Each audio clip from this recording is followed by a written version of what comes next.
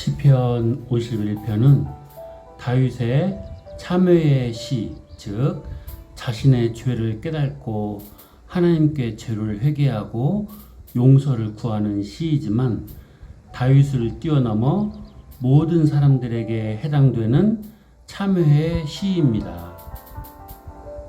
시편 51편의 제목은 다윗이 밧세바와 동침한 후 선지자 나단이 그에게 왔을 때라고 되어 있는 것을 볼 수 있습니다. 그러므로 사무엘하 11장과 12장이 시편 51편의 배경이 됩니다. 다윗이 이스라엘을 통치할 때 이스라엘의 지배하에 있던 암몬 왕이 판단을 잘못해서 이스라엘을 배반하고 도전하였습니다. 그리고 4개의 나라 군인 3만 3천 명을 용병으로 고용하여 이스라엘과 전쟁을 하였습니다. 본문은 바로 그때에 일어난 사건입니다. 이스라엘이 암몬과 전쟁이 한창일 때 다윗 왕이 어느 봄날 더운 오후에 당시 관습을 따라 낮잠을 자고 일어나 왕궁의 지붕 위를 걷고 있을 때 왕궁에서 내려다 보이는 이웃의 집 앞마당의 우물에서 목욕을 하고 있는 아름다운 여인 밧세바를 보았습니다. 그리고 그녀에게 마음이 끌려서 밧세바를 왕궁으로 불러서 밧세바와 간음을 하였습니다. 다윗이 언약의 10가지 말씀, 즉 10계명 가운데 간음과 관련된 제7계명과 탐심과 관련된 제10계명을 범한 것입니다. 밧세바의 남편은 우리아입니다. 우리아는 가나안 원주민인 헷 족속의 사람이었지만 그의 이름이 여호와는 빛이시다 라는 의미인 것을 보면 우리아는 이방인이었지만 여호와의 종교로 개종을 한 사람인 것이 분명합니다. 그리고 다윗의 용맹스러운 용사 37인 가운데 하나였습니다. 우리아는 다윗 군대에 용맹하고 충실한 장수였습니다. 다윗은 이런 우리아가 전쟁터에 나가 싸우고 있을 때 밧세바와 간음한 것입니다. 다윗은 얼마 후에 밧세바로부터 임신을 했다는 소식을 듣고 밧세바가 임신한 아이가 자신의 아이가 아니라 우리아에 의해 임신한 것처럼 만들려고, 즉 자신의 죄를 감추려고 암몬과 전쟁을 하고 있는 우리아를 최전방에서 불러들여 집에서 자고 가도록 했지만 실패하고 말았습니다. 다윗의 군대에 용맹스럽고 충실한 장수인 우리아는 지금 자기 동료들은 전쟁터에서 생사를 보장할 수 없는 싸움을 하고 있는 상황에서 자신만 집에서 편히 먹고 아내와 같이 자는 것은 매우 사치스러운 일이라고 생각하고 왕궁 가까이에 있는 집에 가서 자지 않고 예루살렘 성 안에 있는 군인들의 숙소에서 잠을 잤습니다. 이와 같이 우리아는 다윗의 충성스럽고 의리가 있는 장수였습니다.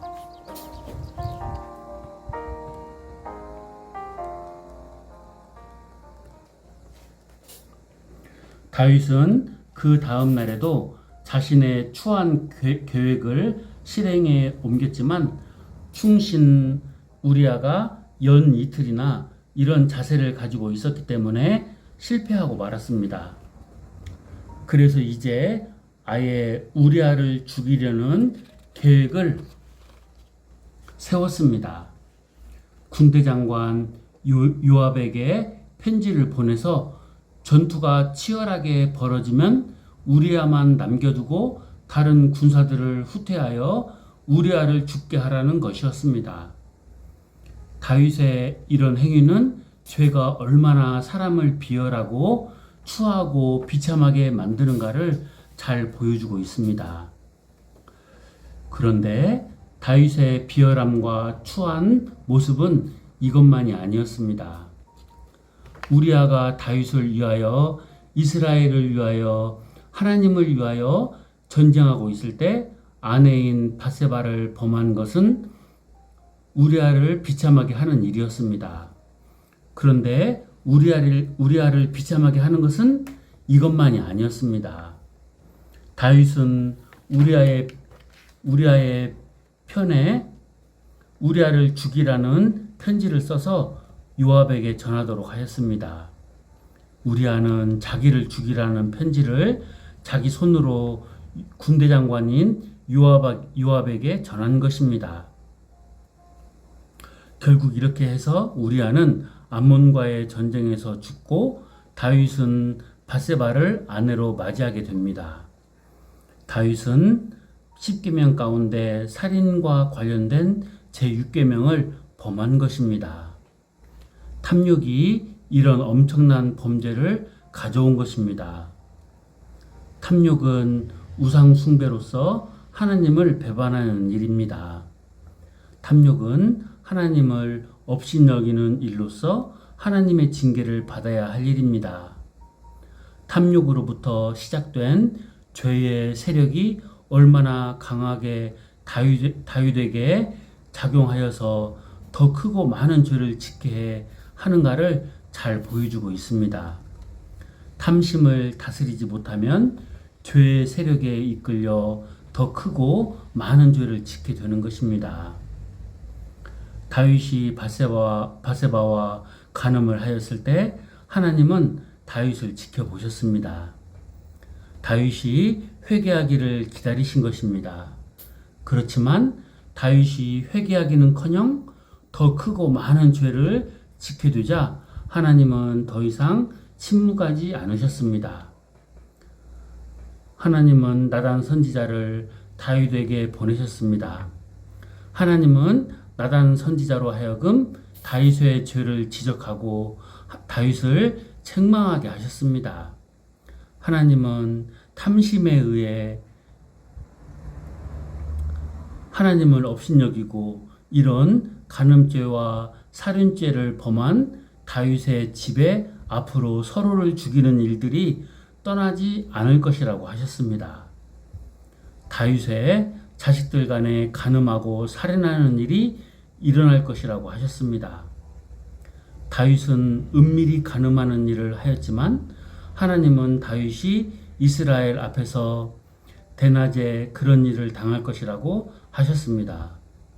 하나님은 다윗의 범죄에 대해 침묵하지 않으시고 다윗에게 무서운 진노가 임할 것이라고 하셨습니다. 그런데 다윗은 참된 신앙인이었습니다.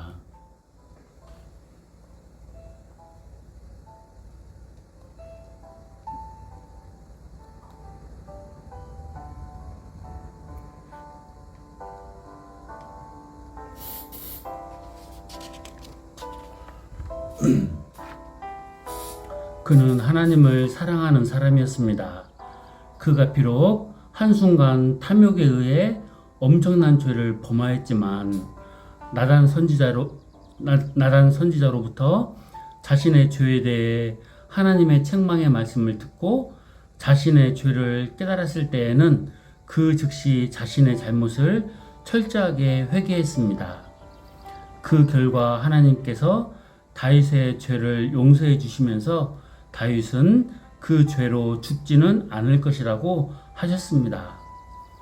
그러지만 이 죄로 말미암아 하나님의 원수들에게 크게 비방할 거리를 제공하였기 때문에 밧세바가 낳을 아이는 반드시 죽을 것이라고 하셨습니다. 사무엘하 12장 13절은 다윗이 나단 선지자로부터 자신의 죄를 지적받았을 때 그 즉시 내가 여호와께 죄를 범하였노라 하고 간단히 기록하고 있습니다. 그렇지만 본문 시편 51편은 그때 다윗의 참회의 시에 대해 자세하게 기록하고 있습니다. 1절에 의하면 다윗은 긍휼이 풍성하신 하나님께 자신을 긍휼히 여기달라고 기도하고 있습니다. 본문 1절을 보시면 다윗이 많은 긍휼이라고 말한 것을 볼 수 있습니다. 1절에서 3절에서 거듭거듭 반복해서 자신의 죄에 대해 하나님께 용서를 구하는 것을 볼 수 있습니다.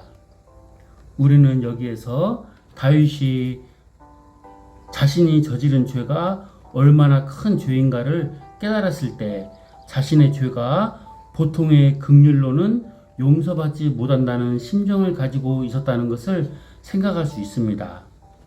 이것은 역으로 생각하면 그만큼 다윗이 자신을 철저하게 뒤돌아보고 자신의 죄에 대해 철저하게 회개하고 있다는 것을 보여주고 있습니다. 우리는 여기에서 사람은 자신의 죄가 얼마나 크고 무거운 것인가를 깨닫기 전에는 하나님의 자비의 필요성을 느끼지 못한다는 것을 생각할 수 있습니다. 사람은 자신의 죄가 얼마나 크고 무거운 것인가를 깨닫기 전에는 하나님께 나아갈 수 없는 것입니다. 하나님의 은혜로 죄를 깨닫는 자만이 하나님께 나아갈 수 있는 것입니다. 세상의 모든 사람들이 그리스도를 믿고 하나님께로 돌아오지 않는 것은 자신들이 죄인이라는 사실을 깨닫지 못하기 때문입니다. 사실 죄를 깨닫는 것은 사람 스스로 깨달을 수 있는 것이 아니고 성령님께서 역사하여 주셔야만 깨달을 수 있는 것입니다. 그런 의미에서 우리들은 하나님의 사랑과 은혜를 입고 살아가는 행복한 사람들인 것입니다. 그러므로 우리는 우리를 지옥의 형벌과 죄의 세력으로부터 구원하여 주신 하나님께 감사하고 하나님의 사랑과 은혜에 합당한 삶을 살아가야 합니다. 다윗은 나단 선지자로부터 죄를 지적받았을 때 자신의 죄가 크고 무거운 죄라는 것을 크게 깨닫게 되었습니다. 이 말은 다윗이 나단 선지자로부터 죄를 지적받기 전에는 자신의 죄에 대해 전혀 무감각했다는 말이 아닙니다. 하나님의 자녀들이 죄를 범하게 되면 아무 일도 없었다는 듯이 그냥 편하게 지낼 수 있는 것이 아닙니다. 하나님의 자녀들이 죄를 범하면 그 죄로 인하여 마음이 불편하고 기분이 좋지 않고 근심이 생기는 것입니다. 왜냐하면 우리 안에 계신 거룩한 영이신 성령님께서 근심하시기 때문입니다. 그래서 사도 바울은 하나님의 성령을 근심하게 하지 말라고 했습니다. 그런데 그런 마음이 일어날 때 그런 마음을 성령님께서 주시는 마음이라는 것을 깨닫지 못하고 무시하고 대수롭지 않게 여기고 살아가는 것이 문제인 것입니다. 다윗이 그랬습니다. 그러나 하나님의 사람으로부터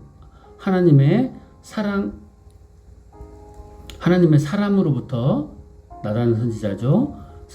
사람으로부터 죄를 지적받았을 때 다윗은 자신의 죄가 크고 무거운 죄라는 것을 깨달았습니다. 그리고 그는 하나님의 용서가 없이는 살 수 없다는 것을 알았습니다. 그래서 그는 즉시 하나님의 자비와 긍휼에 호소하여 자신의 죄를 용서받기 위한 회개의 기도를 시작한 것입니다. 다윗의 참회의 기도에서 우리는 죄에 대해 몇 가지를 배우게 됩니다. 다윗은 분명히 밧세바와 우리아에게 죄를 범하였습니다. 다윗은 탐심에 의해 왕의 권력으로 가냘프고 힘이 없는 여인 밧세바를 간음하였습니다. 그리고 자신의 간음죄를 감추기 위해 자신의 충성스러운 장수 우리아를 죽이는 살인죄를 지었습니다. 말씀드렸듯이 다윗은 우리아에게 우리아 자신을 죽이라는 편지를 가지고 가서 죽게 만드는 정말로 비열하고 비참하게 죽게 하는 크고 무거운 죄를 지었습니다. 다윗은 이렇게 밧세바와 우리아와 그의 가족들에게 죄를 범하였습니다. 그런데 다윗은 4절에서 내가 주께만 범죄하여 주의 목전에 악을 행하였다 라고 말함으로써 자신의 죄가 사람에게만 지었다고 생각하지 않았습니다.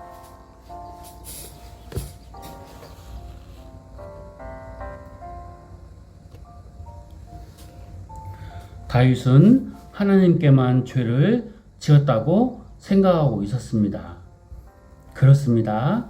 다윗의 고백처럼 우리가 사람에게 행한 죄는 모두 다 하나님께 지은 죄가 됩니다. 왜냐하면 하나님께서 이 세상을 창조하시고 이 세상에 모든 질서를 주셨고 섭리 가운데 통치하고 계시기 때문입니다.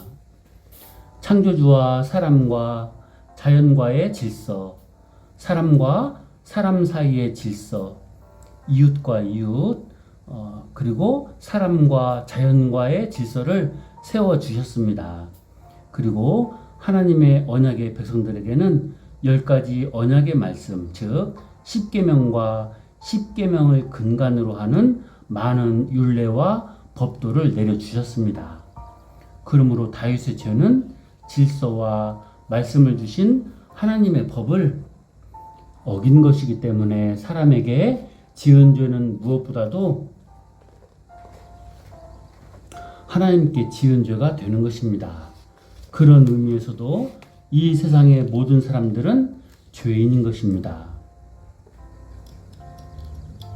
우리들이 사람에게 지은 죄는 사람에게 지은 죄로만 끝나지 않는다는 것을 알아야 합니다.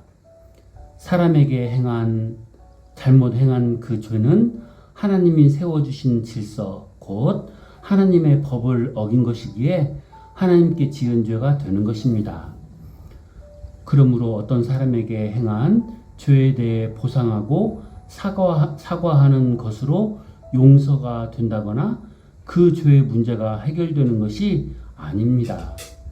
어떤 사람에게, 즉 우리 이웃에게 행한 죄라도 반드시 최종적으로는 창조주이시며 구원의 주이신 하나님께서 용서해 주셔야만 진정으로 죄를 용서받을 수 있는 것입니다. 그러므로 하나님께 자신의 죄를 회개하고 용서받아야만 죄의 문제가 모두 끝나는 것입니다. 하나님의 용서가 있을 때 마음의 평안을 누릴 수가 있는 것입니다. 하나님의 용서가 있기 전에는 사람과의 문제를 해결했다고 해서 마음의 평안을 누릴 수 있는 것이 아닙니다. 사람과의 문제를 해결한 사람도 하나님께 죄를 고백하고 용서를 받아야 합니다. 그런 의미에서 4절을 다시 한번 잘 음미해 보시기 바랍니다. 내가 주께만 범죄하여 주의 목전에 악을 행하였사오니 주께서 말씀하실 때에 의로우시다 하고 주께서 심판하실 때에 순전하시다 하리이다 라고 말씀하고 있지 않습니까? 하나님께서 최종적으로 용서해 주셔야만 의로울 수가 있고 깨끗해질 수가 있고 평안을 누릴 수가 있다는 것입니다. 이제 다윗은 더 나아가 5절에서 내가 죄악 중에서 출생하였으며 어머니가 죄 중에서 나를 잉태하였나이다 라고 말함으로써 모든 인간의 죄의 기원 혹은 인간의 원죄에 대해 말하고 있습니다. 그러니까 죄의 본질은 하나님께 자기를 주장하는 것입니다. 하나님으로부터 독립을 선언하는 것이 바로 죄의 본질인 것입니다.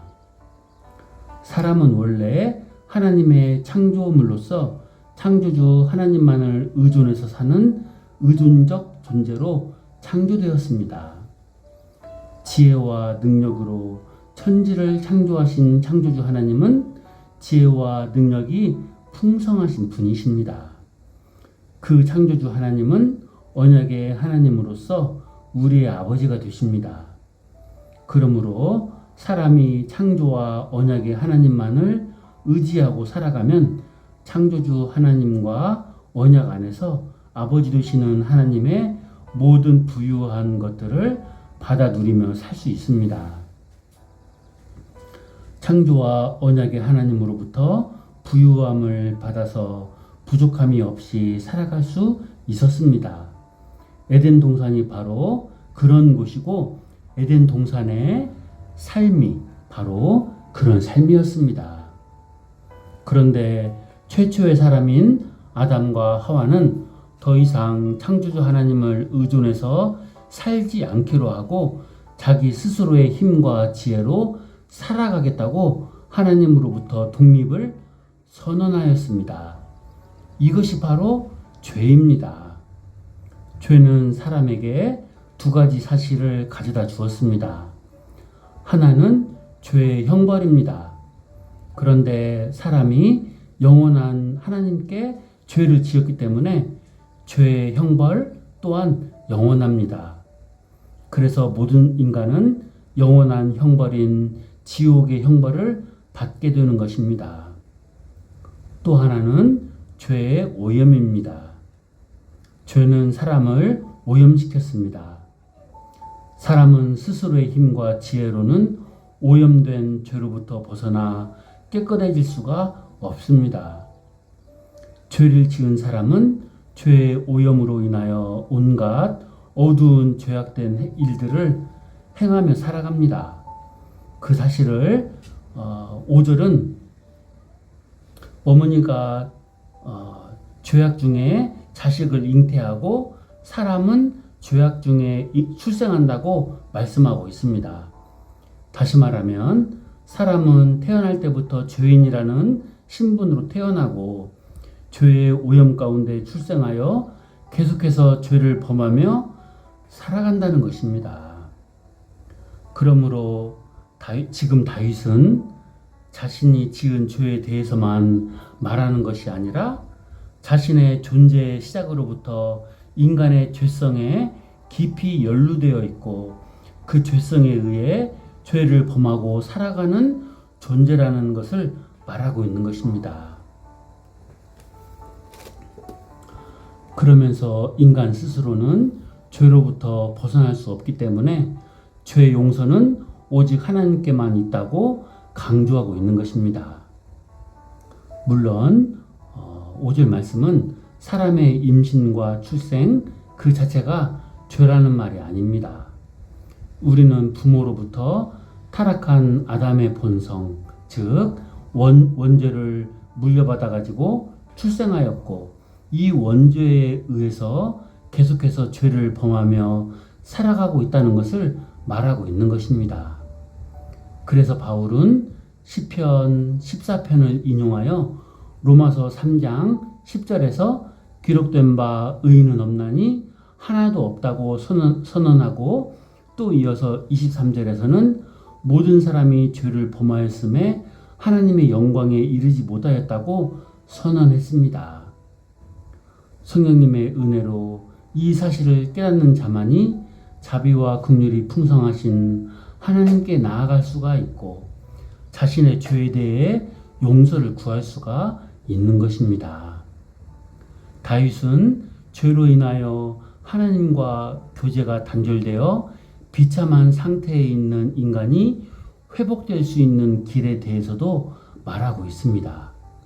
그 말씀이 본문 7절에서 12절에 있습니다. 12절은 주의 구원의 즐거움을 내게 회복시켜 주시고 자원하는 심령을 주사 나를 붙드소서라고 말씀하고 있습니다.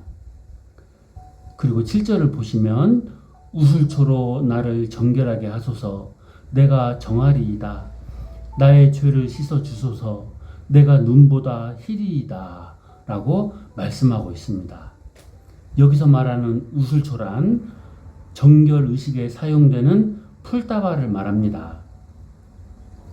히브리서 9장 19절에서 21절은 이 우슬초에 관련해서 모세가 율법대로 모든 계명을 온 백성에게 말한 후에 송아지와 염소의 피 그리고 물과 붉은 양털과 우슬초를 취하여 그 두루마리와 온 백성에게 뿌리며 이르되 이는 하나님이 너희에게 명하신 언약의 피라 하고 또한 이와 같이 피를 장막과 섬기는 일에 쓰는 모든 그릇에 뿌렸느니라 하고 말씀하고 있습니다. 과거 옛 언약 시대에는 구약 시대에는 예수 그리스도의 죽음과 피를 상징하는 송아지와 염소의 피를 우슬초에 그 풀다발에 찍어서 뿌림으로 깨끗하게 된 것처럼 이제 새 언약 시대에는 우리 죄를 대신하여 십자가에서 피 흘려 죽으신 예수 그리스도의 피로 씻음을 받지 않으면 아무도 죄를 용서받을 수 없다는 것입니다. 본문 9절을 보시면 주의 얼굴을 내 죄에서 돌이키시고 내 모든 죄악을 지워 주소서라고 말씀하고 있습니다. 여기 죄악을 지워달라는 말은 책에 기록된 내용을 제거해달라는 의미입니다. 우리가 누구에게 돈을 빌려 주었으면 잊지 않기 위해 튼튼한 노트에다가 그 사실을 기록하듯이 다윗은 하나님께서 기록한 자신의 죄의 목록에서 자신의 죄를 지워달라고 기도하였습니다. 다시 말하면 지금 다윗은 자신은 자신의 죄의 대가를 도저히 지불할 수 없는 빚이라고 생각하고 있는 것입니다. 그래서 하나님의 자비와 긍휼에 호소하여 자신의 죄를 용서해달라고 기도하고 있는 것입니다. 하나님만이 죄를 용서하실 수 있는 분이라고 말하고 있는 것입니다. 하나님께 지은 죄는 채무와 같습니다. 그러므로 이 빚은 반드시 갚아야 합니다. 그런데 사람 스스로는 갚을 수가 없습니다. 그래서 자비하시고 긍휼이 풍성하신 하나님의 자비와 긍휼에 호소하여 용서를 구하는 것입니다. 그렇습니다. 오직 하나님만이 우리 인간의 죄의 문제를 거두어 주시고 새 사람을 만들 수가 있습니다. 그래서 다윗은 본문 10절에서 11절 말씀에서 이렇게 기도합니다. 하나님이여 내 속에 정한 마음을 창조하시고 내 안에 정직한 영을 새롭게 하소서. 나를 주 앞에서 쫓아내지 마시며 주의 성령을 내게서 거두지 마소서. 우리의 죄를 대속하시기 위해서 십자가에 피 흘려 죽으신 우리 주 예수 그리스도의 피로 씻음을 받지 않으면 구원을 받을 수 없습니다.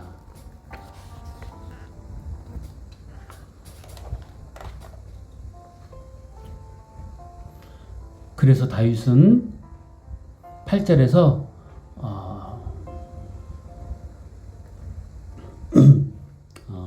말씀을 하기에 앞서 자비로우신 하나님께서는 우리의 죄를 회개할 때 깨끗한 양심과 깨끗한 마음을 허락해 주신다는 사실을 믿으며 이제 이러한 고백을 하고 있는 것입니다. 그때 지은 죄로 인한 고통은 이제 기쁨과 즐거움으로 바뀌게 되는 것입니다. 그래서 다윗은 8절에서 내게 즐겁고 기쁜 소리를 들려주시사 주께서 꺾으신 뼈들도 즐거워하게 하소서라고 하였고 12절에서는 주의 구원의 즐거움을 내게 회복시켜 주시고 자원하는 심령을 주사 나를 붙드소서라고 한 것입니다.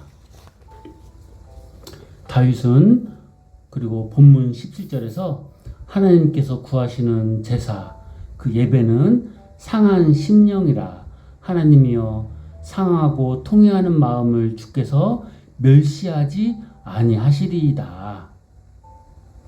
상하고 통회하는 마음으로 하나님께 나아가 회개하고 간구하고 구한다면 하나님께서 무시하지 않고 멸시하지 않고 긍휼을 베푸신다 하는 것입니다.